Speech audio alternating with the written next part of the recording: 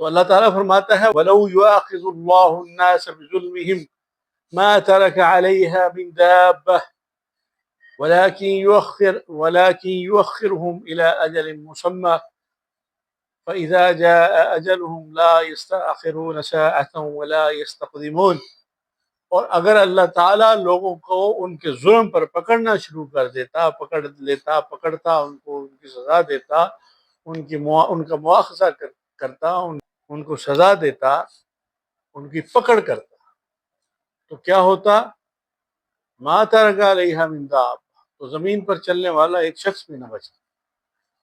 ولیکن یؤخرہم الی اجل مسمى، لیکن اللہ تعالیٰ نے اس کو مؤخر کر دیا ہے ایک مدت مقرر۔ تو اس لیے یہ جو جتنا بھی جزا، اسی طرح کوئی بھی تکلیف آتی ہے، مصیبت آتی ہے، پریشانی آتی ہے، کسی قسم کا ابتلا آتا ہے، جانی نقصان ہوتا ہے، مالی نقصان ہوتا ہے، کسی قسم کا کاروباری نقصان ہوتا ہے، صحت کا، جان کا۔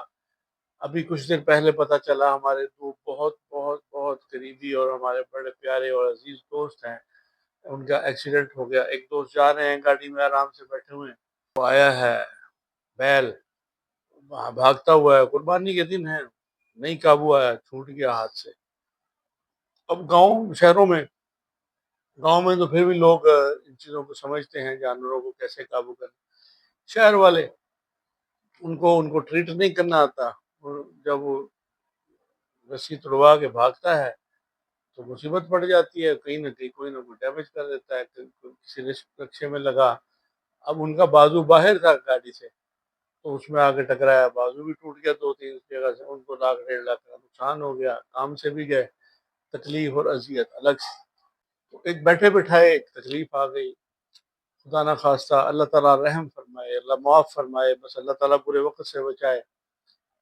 تو یہ جو ابتلا اور مصیبت آتی ہے مختلف طرح کی، کاروباری، جانی، مالی، اس طرح کی یہ مصیبتیں، تکلیفیں، آزمائشیں، رشتہ داروں کی طرف سے، برادری کی طرف سے، محلے کی طرف سے، گھر کی طرف سے، بہت سارے اس طرح کی پریشانیاں جو آتی رہتی ہیں۔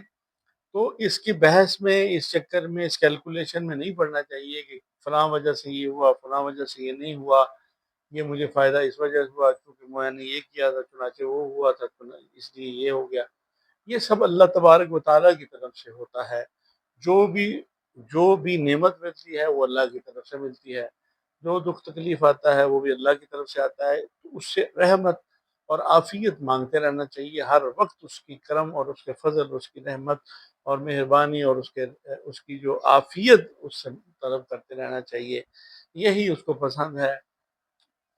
بعض دفعہ اپنے بہت جو نیک اور پیارے اس کے بندے ہوتے ہیں ان کو مختلف طرح سے آزماتا ہے وہ، تو اللہ ہی جانتا ہے کہ کس کو کس حال میں، کس وجہ سے اس نے رکھا ہوا ہے۔ تو اس کی رضا پر راضی رہنا چاہیے، اور اس کے ساتھ اپنا جو تعلق ہے وہ مضبوط رکھنا چاہیے، چاہے خوشی ہو، چاہے غم ہو، چاہے پریشانی ہو، چاہے جس طرح کے بھی حالات۔